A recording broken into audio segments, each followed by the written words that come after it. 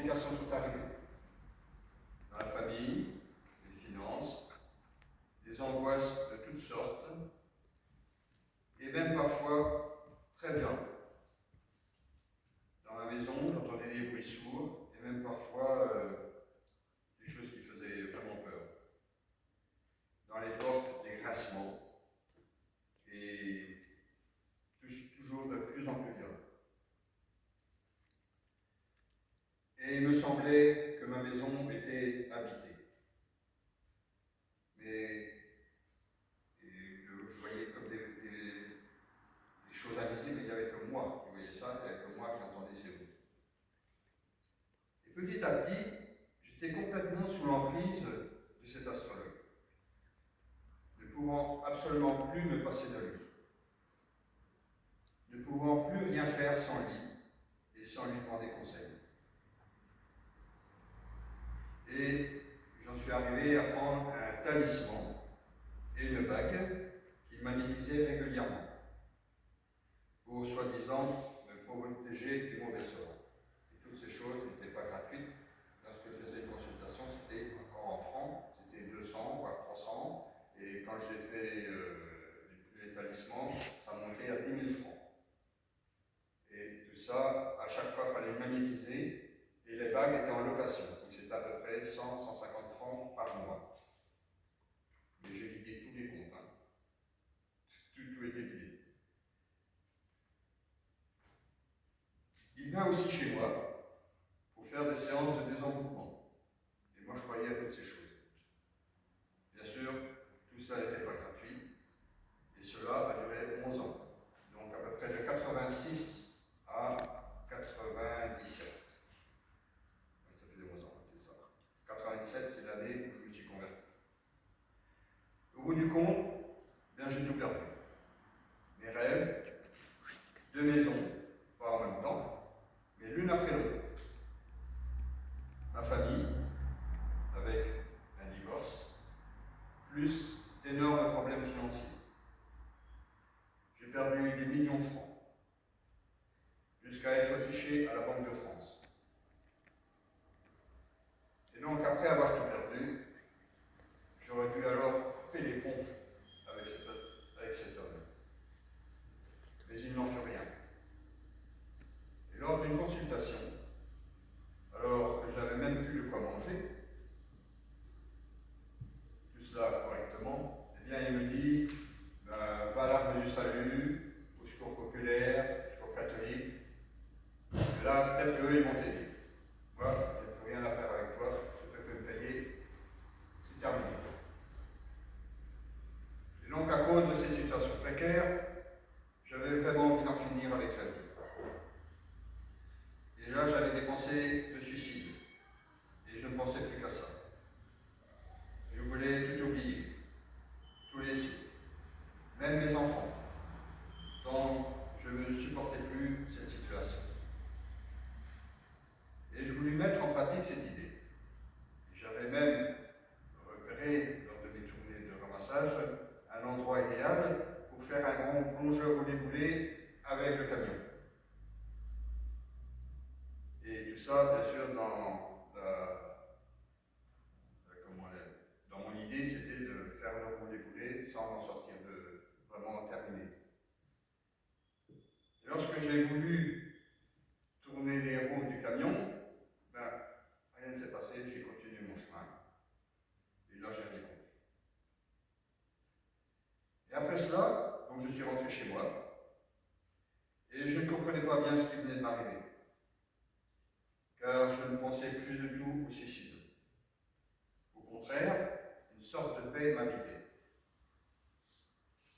Et donc le lendemain, je vais au Audincourt pour faire quelques courses, et je passe devant un bâtiment avec une grande inscription, qui est marquée Armée du Salut. Et ce bâtiment il existe toujours, et l'inscription est toujours marquée dessus. Et je ne savais vraiment pas ce que c'était que cette Armée du Salut. Donc, j'étais attiré. Et puis là, je me rappelle ce que l'astrologue me dit. Va à l'Armée du Salut. Et là, ça fait tilt dans ma tête. Donc, j'hésite pas, je frappe. Et là, ce n'est que passage, quand je passe, c'est au deuxième passage que je frappe, et là, je vois la femme de l'officier qui était là, qui me dit que mon mari n'est pas là, revenez plus tard, prenez un rendez-vous pour qu'il puisse s'entretenir avec vous. Okay. Donc le jour où j'y arrive, je sonne, et un monsieur très gentil m'accueille, il dit bienvenue monsieur, vous venez, on va discuter, vous venez pourquoi? J'ai des problèmes d'argent, j'ai envie d'en finir avec la vie, et surtout je n'avais pas d'astrologue. Donc je raconte un peu toute ma vie, et surtout ma situation financière, mon divorce et l'isolement. Là, il prit vraiment le temps de m'écouter. Et petit à petit, je pouvais tout décharger, ce qui me faisait mal et ce qui m'angoissait. Mais toujours sans parler de cet astrologue. Et là, il y a eu de la compassion. Il voulut me rassurer en disant, ici, vous êtes dans une chapelle, et je suis pasteur. Voilà, à ce moment-là, je ne savais pas ce que c'était qu'un pasteur. Alors il me dit, un pasteur, c'est comme un prêtre. Alors on fait des cultes. Mais que ça, pour moi, je ne comprenais rien. Et donc, au moment où nous avons discuté, et puis, à ma grande surprise, il me propose de prier. Je ne m'y oppose pas, mais je lui dis, croyez-vous vraiment qu'avec tout ce que je vous ai apporté, que tous mes problèmes, là, Dieu va les résoudre? Et puis il me dit, oui, Dieu va vous aider. Dieu veut vous aider. Je lui dis, ben, c'est bien. Lui, on a prié. Plutôt lui, il a prié. Moi, j'ai écouté, c'est tout. Et avant de partir, il m'offre une Bible, que j'ai toujours. Et il me dit, Dieu peut vous parler à travers cette Bible. Et donc, il m'invita, par la suite, à revenir un dimanche, en précisant qu'après un moment de célébration, parfois, il y avait un repas. Et là, venir manger, moi, j'ai dit, c'est super parce que je mourais de faim. Pendant des mois et des mois, je n'avais plus rien à manger. J'ai dit, un repas, c'est bien, que je vais me remplir le ventre. Je ne savais pas ce que c'était que cette célébration. Je ne connaissais rien. Et là, vraiment, j'étais intéressé de venir à ce repas. Je retourne chez moi, j'ouvre mon courrier, et là, la rage est venue. J'étais complètement désespéré, et qu'est-ce que je vois? Que des lettres de rappel de France. Et là, je m'écris. Vraiment, Dieu, là, tu n'as rien fait. Tu n'as rien fait. Le lendemain matin, mes envies de suicide reviennent. Et j'avais à nouveau, sur une autre tournée, prévu de faire encore un nouveau roulé-boulé avec le camion. Et là, je dis, là, maintenant, c'est bon. Et il s'est passé exactement la même chose que la première fois. J'ai voulu tourner, je n'ai pas pu. J'ai continué mon chemin. Et donc, la nuit qui suit, vers 3 heures du matin, on frappe à ma porte. Ça me réveille et j'entends qu'on m'appelle par mon prénom. Une voix très douce. Daniel. Je demande oui. Qui est là? Personne ne répond. Je me lève, je ouvre la porte, personne. Je me couche, et là, elle me voit. Daniel. Je dis oui, j'arrive. Et une heure après, ça recommence. 3 fois. Sans réfléchir, là, je referme la porte et je me couche. Et là, je me rendors comme un bébé. Le lendemain matin, lorsque je me réveille, j'aperçois la Bible qui était sur la table. Et je n'étais pas du tout angoissé.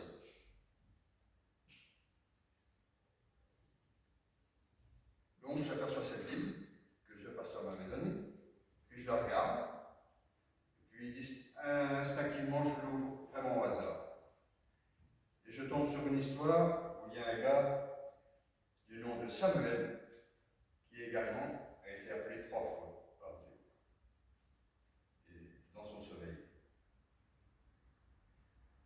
ce n'est qu'à la troisième fois qu'il apprend que c'est Dieu qui l'appelle et qui veut lui parler.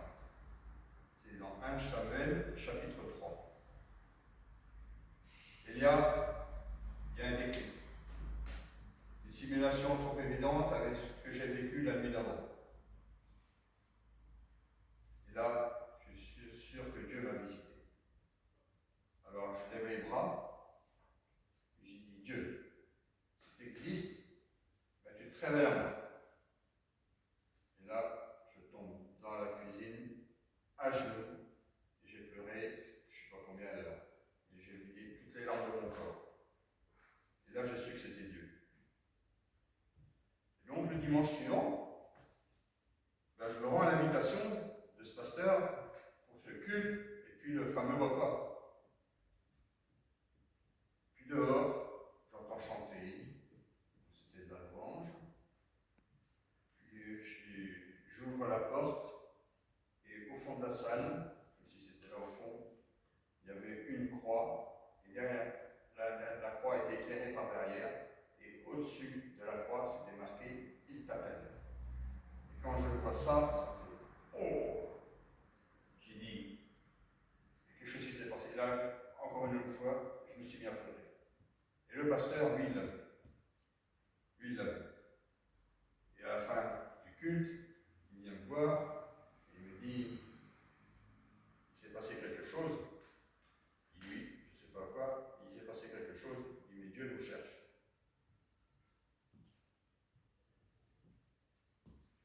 Donc, après ce repas, je rentre à la maison. Et là, j'ai décidé de vraiment couper les ponts avec cet astrologue. Tout ce qui était talisman, bague, il fallait que vraiment je détruise tout ça. Ça n'a pas été évident, c'était un combat, mais j'ai tout détruit.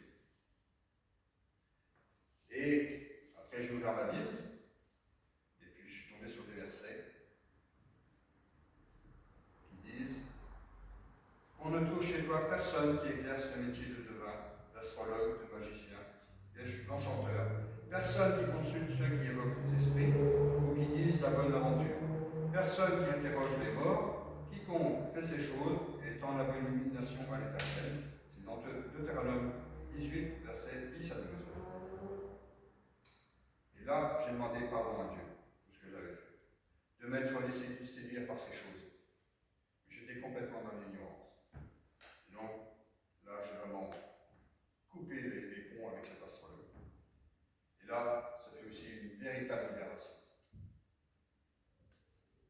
Oui, depuis ces jours où Dieu m'a visité, appelé par mon nom, ma vie a bien changé.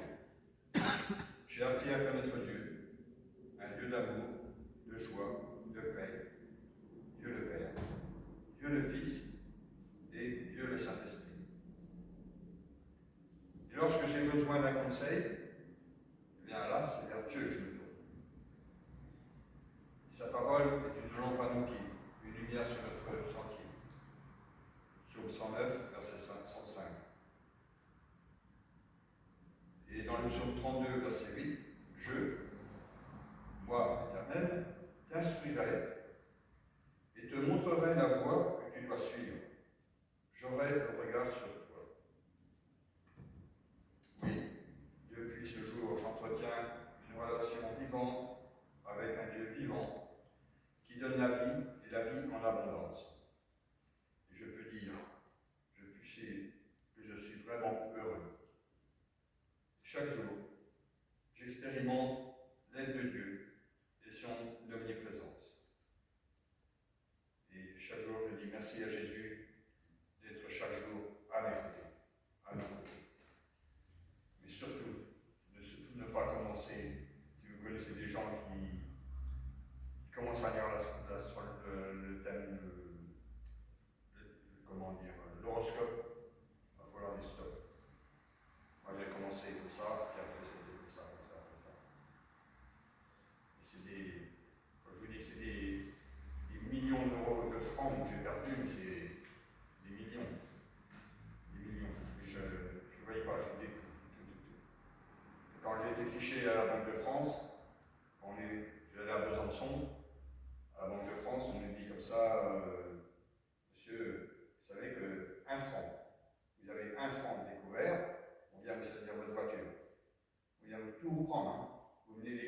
connaissez, voilà, on vient vous prendre tout ce que vous avez. Voilà, c'est ça. Mais surtout, quand je sais qu'il y a des gens qui trempent dans l'occulte, mais je leur dis non. Et peut-être que vous connaissez des gens qui ont trempé dans l'occulte, et puis qu'ils disent comme ça qu'ils entendent des présences, des bruits comme ça, des portes qui grincent, des verres qui bougent, ça existe. Et tant qu'on est dans on commence à être là-dedans, c'est affreux. C'est affreux, des présences au bout du lit, on se réveille, qu'est-ce qu'il y a, des trucs, c'est affreux. C'est affreux, et on est rongé de l'intérieur.